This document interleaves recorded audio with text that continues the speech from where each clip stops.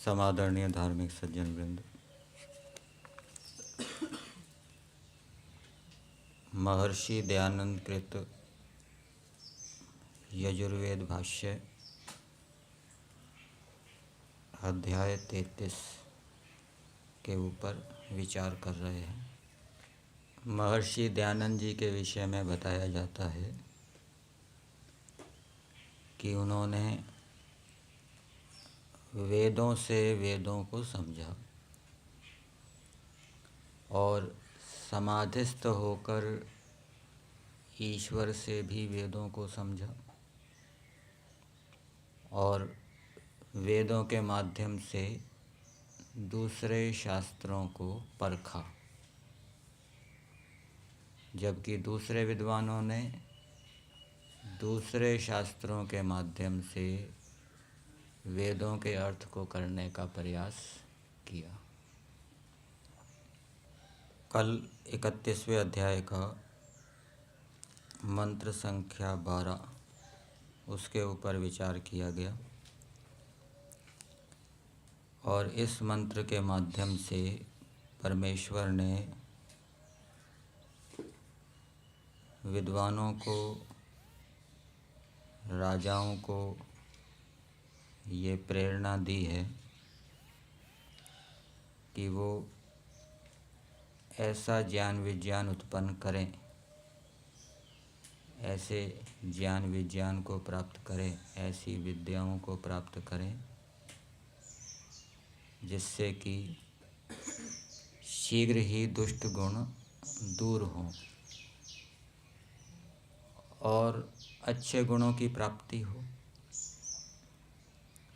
राजा लोग भी इस प्रकार की विद्या को प्राप्त करें जिससे कि जो शत्रु हैं उनका शीघ्र विनाश हो और जो वेद के अनुकूल चलने वाले हैं उनका अच्छी प्रकार से पालन हो। जो राजा अपनी प्रजा का ठीक प्रकार से पालन नहीं करता, जिस राजा की प्रजाएं पीड़ित रहती हैं, दुखी रहती है, असंतुष्ट रहती है, उस राजा का जो धन है वो श्रेष्ठ नहीं कहलाता, उत्तम नहीं कहलाता।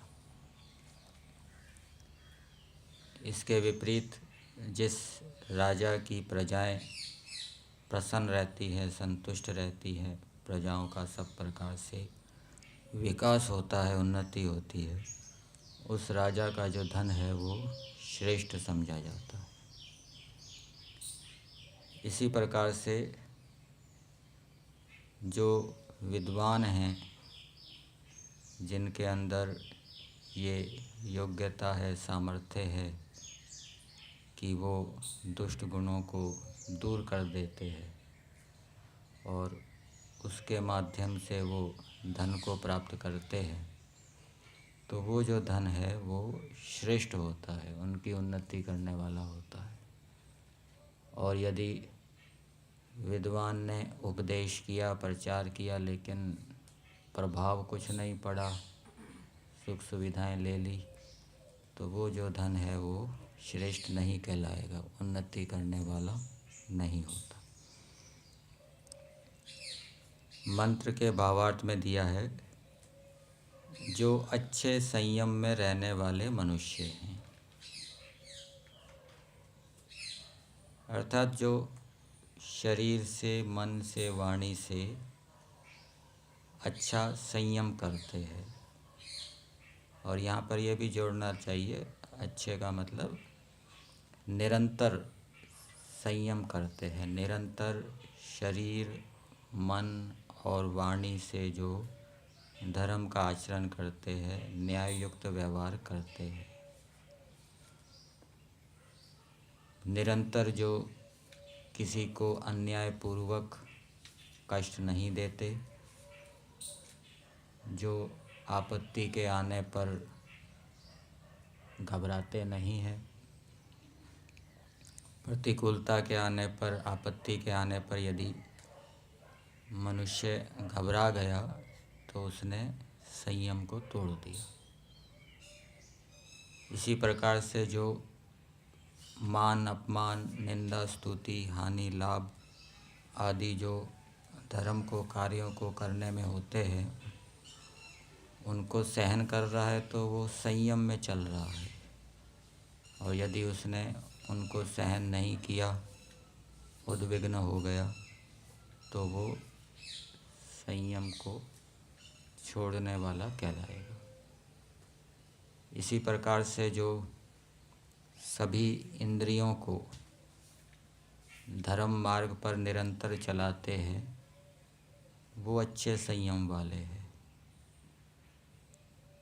मन को जो निरंतर धर्म मार्ग पर चलाते हैं, मन के अंदर श्रेष्ठ उत्तम विचारों को निरंतर बनाए रखते हैं, वो भी उत्तम संयम वाले हैं, अच्छे संयम वाले हैं। इसको शम और दम कहा जाता है। शम का अर्थ किया जाता है इंद्रियों के ऊपर संयम। दम का मतलब है मन के ऊपर नियंत्रण, मन के ऊपर वश, मन में कोई अनिष्ट विचार ना आए। सामवेद के अंदर एक मंत्र में प्रेरणा दी गई है, अहम गोपति श्याम। गोपति, गो शब्द का अर्थ गाय भी होता है, गो शब्द का अर्थ इंद्रियां भी होती है। मैं अपनी इंद्रियों का स्वामी बनूं, इंद्रियां मेरे नियंत्रण में हो। मन भी एक इंद्रिया है, उसको मनुस्मृति के अंदर 11वीं इंद्रिय कहा गया है। 5 ज्ञानेंद्रियां, 5 कर्मेंद्रियां और 1 मन। इसी प्रकार से जो स्थिरता से धर्म का आचरण करते हैं, शरीर से, मन से, वाणी से, वो अच्छे संयम वाले कहलाएंगे। और जो स्थिरता से धर्म का आचरण नहीं करते, वो अच्छे संयम वाले नहीं कहलाएंगे। अथर्ववेद के अंदर एक मंत्र में अस्थिर व्यक्ति की उपमा कुत्ते से दी गई है। अथो श्वा अस्थिरो भवन। जो अस्थिर व्यक्ति होता है, अच्छे कार्यों में स्थिर या दृढ़ नहीं रहता, वो श्वा, कुत्ते के समान बताया गया है। और जो अच्छे कार्यों को करने में पीछे नहीं हटते, निरंतर अच्छे कार्य करते रहते हैं, वही धन ऐश्वर्य प्राप्त करते हैं। वो ऋग्वेद का मंत्र है, अप्रतीतो जयति संधनानि। इसका अर्थ किया है जो अप्रतीतः मतलब जो अच्छे कार्यों से पीछे ना हटने वाला है, वो जयति जीतता है, संधनानि उत्तम उत्तम धनों को जीतता है। तो यहाँ पर भी मंत्र का तात्पर्य यही है। परमेश्वर ने यह बताया है कि अच्छे संयम का क्या फल है। जो अच्छे संयम में रहते हैं उनको बड़ा ऐश्वर्य, बल, कीर्ति, उत्तम स्वभावशाली स्त्री और शत्रुओं का पराजय होता है। संस्कार विधि में भी यहाँ लिखा है, संभवतः जहाँ विवाह का प्रकरण है, कि तुल्य स्त्री और पुरुष के तुल्य गुण कर्म स्वभाव हो, ये भी बड़े भाग्य से होता है। और भाग्य का संबंध है कर्मों के साथ। अच्छे कर्म होंगे तो जो स्त्री और पुरुष का जो जोड़ा होगा वो तुल्य गुण कर्म स्वभाव वाला होगा, और उससे परिवार के अंदर, गृहस्थ के अंदर सुख होगा, आनंद होगा। संस्कृत वाक्य प्रबोध में महर्षि दयानंद जी ने लिखा है, वहाँ भोजन के संयम असंयम के विषय में लिखा है।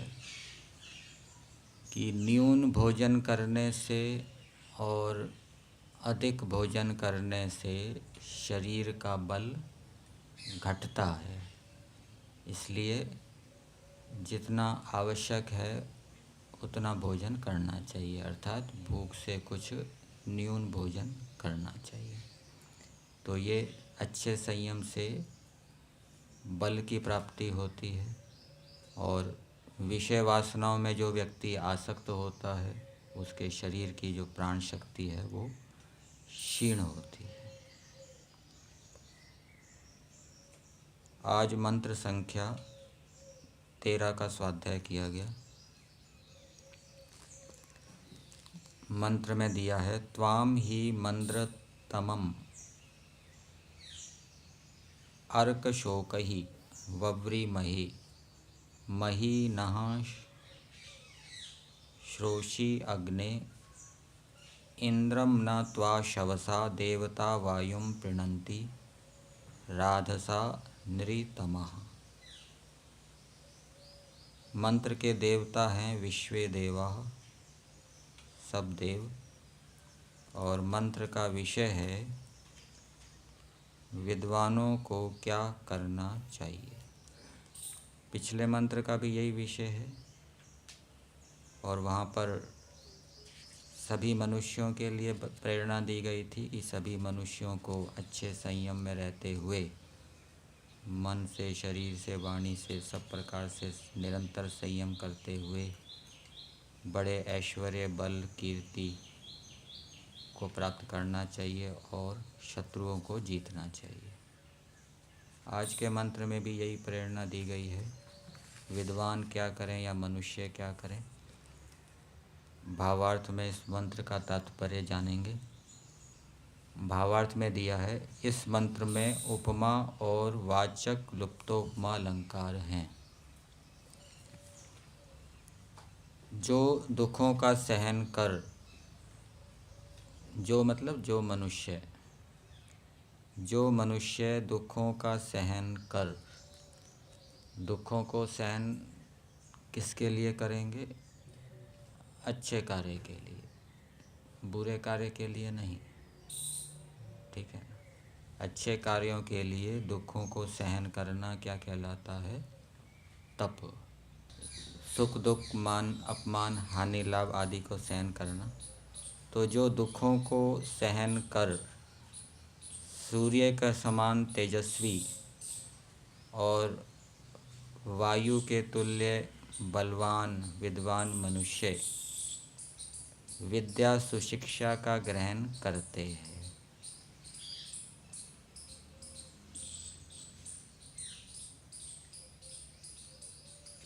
विद्या और सुशिक्षा का ग्रहण करने के लिए कष्टों को सहन करना पड़ता है। विद्या और सुशिक्षा का ग्रहण कहाँ करते हैं? ब्रह्मचर्य आश्रम में। और ब्रह्मचर्य आश्रम में क्या लिखा है? सबको तपस्वी होना चाहिए। तप से ही विद्या आदि गुणों की प्राप्ति होती है। तो जो तपस्या करके, दूसरे शब्दों में कहें, जो तपस्या करके विद्या सुशिक्षा का ग्रहण करते हैं वे मेघ सूर्य जैसे वैसे सबको आनंद देने वाले उत्तम पुरुष होते हैं। तो जो ब्रह्मचर्य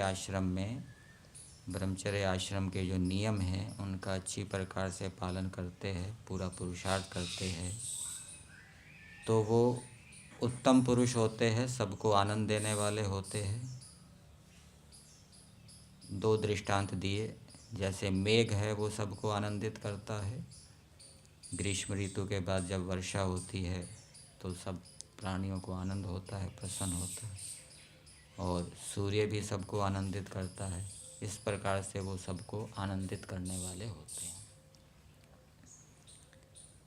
तो परमेश्वर ये चाहता है कि मनुष्य संसार के अंदर ऐसी योग्यता प्राप्त करें जिससे कि वो मेघ और सूर्य के समान सबको आनंदित देने वाले, आनंदित करने वाले हों।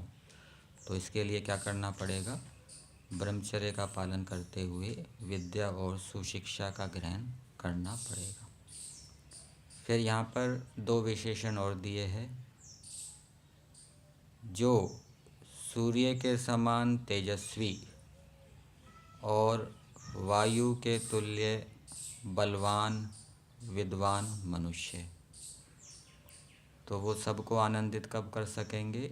जब वो सूर्य के समान तेजस्वी होंगे, उनके पास विद्या होगी और वो बल भी होगा। दोनों बातें बताई है, शारीरिक बल और आत्मिक बल। सत्यार्थ प्रकाश के छठे समोल्लास में मिलेगा आपको। दोनों बल होने चाहिए, शारीरिक बल भी और आत्मिक बल भी। तो जब इन दोनों बलों से मनुष्य युक्त होगा तो वो सबको मेघ और सूर्य के समान आनंदित करने वाला होगा। तो ईश्वर ने ये प्रेरणा दी है कि मनुष्य इन दोनों बलों को प्राप्त करके सूर्य के समान मेघ के समान सबको आनंदित करें। परमेश्वर भी सबको आनंदित कर रहा है। इसी प्रकार से इन योग्यताओं को प्राप्त करके सब प्राणियों को आनंदित करना, ये ईश्वर की क्या है? उपासना। और इससे आत्मा की उन्नति होती है, वो अपने लक्ष्य की ओर बढ़ता है। अब मंत्र के पदों को अर्थ के माध्यम से देखते हैं। अग्ने शब्द आया है संबोधन में। हे अग्ने, अग्नि के तुल्य वर्तमान राजन।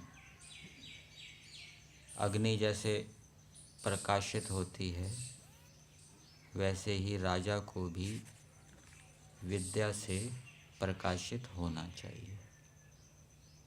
मूर्ख, अनाड़ी, अनपढ़ व्यक्ति को राजा नहीं बनाना चाहिए।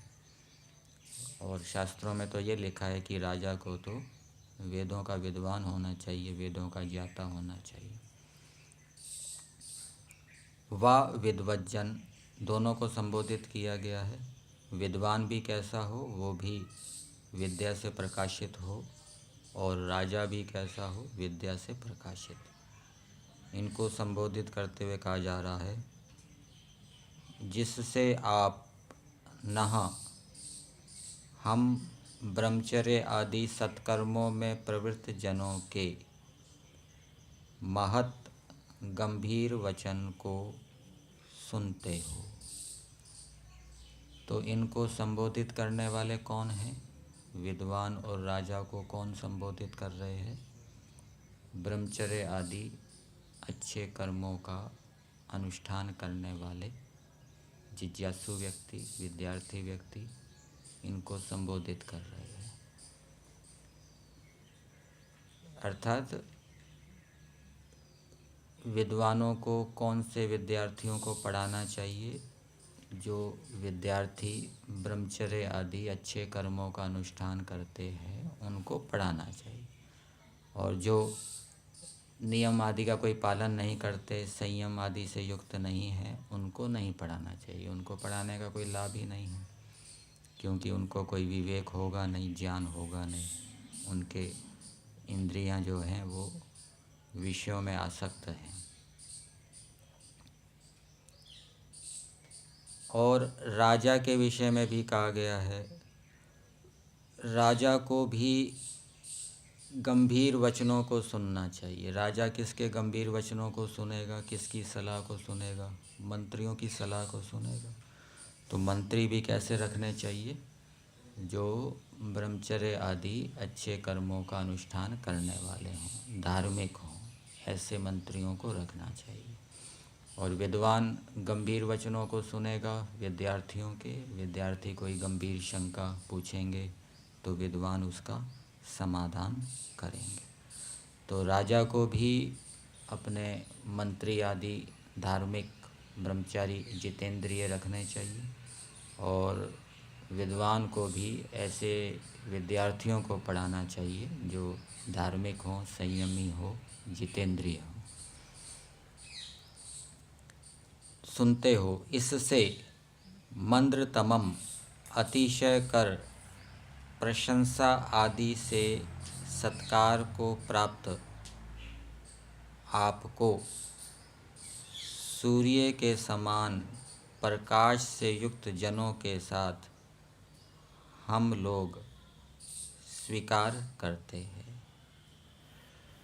तो जब राजा योग्य धार्मिक जितेंद्रिय व्यक्तियों को मंत्री बनाएगा, अपना सलाहकार बनाएगा, तो राजा का सत्कार होगा। इसी प्रकार से विद्वान भी जब योग्य विद्यार्थियों को परीक्षा करके योग्य जो विद्यार्थी हैं उनको पढ़ाएगा, तब उसका सत्कार होगा, नहीं तो उसका सत्कार नहीं होगा। इसलिए दिया है मंद्रतमम। ये राजा और विद्वान का विशेषण है। अतिशय कर, प्रशंसा आदि से सत्कार को प्राप्त, तो उसकी फिर अत्यंत प्रशंसा होगी, ऐसे राजा की और ऐसे विद्वान की।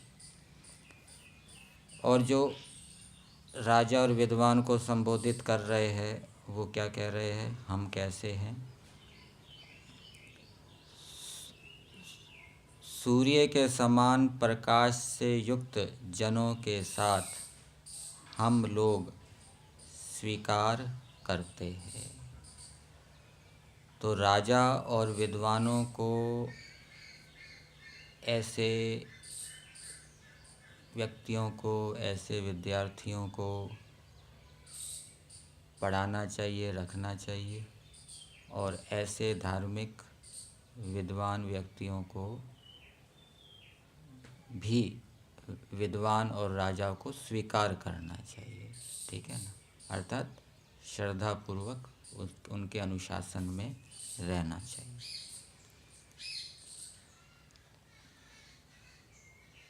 फिर आगे दिया है, और निरितमः अतिशय कर नायक श्रेष्ठ जन, बल से युक्त सूर्य के समान तेजस्वी और वायु के तुल्य वर्तमान बलवान, दिव्य गुण युक्त आपको धन से पालन व पूर्ण करते हैं।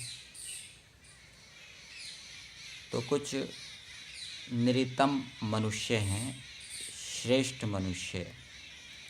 श्रेष्ठ मनुष्यों को राजा और विद्वानों का पालन करना चाहिए।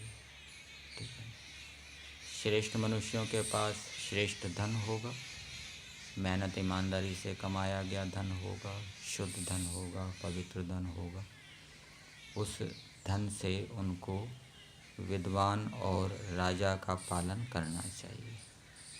और विद्वान और राजा कैसे हों, वहाँ पर उपमा दी है। ये जो दिया है, शवसा बल से युक्त, निरितमः अतिशय कर नायक श्रेष्ठ जन, शवसा बल से युक्त, इंद्रम सूर्य के न समान तेजस्वी और वायु के तुल्य वर्तमान बलवान, दिव्य गुण युक्त त्वा आपको। ये विद्वान और राजा का विशेषण प्रतीत हो रहा है। यहाँ पर देवता शब्द दिया है और संस्कृत भाग में विभक्ति का लोप हो गया है, द्वितीय विभक्ति का। वहाँ पर दिया है दिव्य गुण युक्तम। तो निरितमः यहाँ तो प्रथमा का बहुवचन है, और इंद्रम ये भी द्वितीय विभक्ति है, वायुम ये भी द्वितीय विभक्ति है, और देवता ये भी द्वितीय विभक्ति है, और त्वा ये भी द्वितीय विभक्ति है। तो श्रेष्ठ मनुष्यों को कैसे विद्वान और राजा का सत्कार करना चाहिए। जो विद्वान और राजा कैसे हों, सूर्य के समान तेजस्वी हो, विद्या से युक्त हो, और वायु के तुल्य बलवान हो। तो ऐसे विद्वान और राजाओं का श्रेष्ठ मनुष्यों को सत्कार करना चाहिए। तो श्रेष्ठ मनुष्य सत्कार करें ऐसे राजाओं का, निकृष्ट मनुष्य सत्कार पालन ना करें। और श्रेष्ठ मनुष्य भी ऐसे विद्वान और राजा का सत्कार करें, जो ऐसे विद्वान और राजा ना हो उनका सत्कार ना करें। फिर भी वो कुछ कुछ तेजस्विता में, बल में न्यूनता अधिकता हो सकती है, तो न्यूनता है तो कम न्यून सत्कार करें, अधिक है तो अधिक सत्कार करें। तो मंत्र की प्रेरणा श्रेष्ठ मनुष्यों के लिए भी है कि जो श्रेष्ठ मनुष्य हैं, जिनके पास श्रेष्ठ धन है, वो ऐसे ऐसे योग्य विद्वान और राजाओं का पालन करें, उनको सहयोग करें। और जो जिज्ञासु विद्यार्थी हैं, उनके लिए भी प्रेरणा है कि वो जो योग्य विद्वान हैं उनके पास श्रद्धापूर्वक जाए, विद्या को ग्रहण करें। और जो धार्मिक मनुष्य हैं वो भी योग्य विद्वान या राजाओं के पास जाकर उनके कार्यों में सहयोग करें।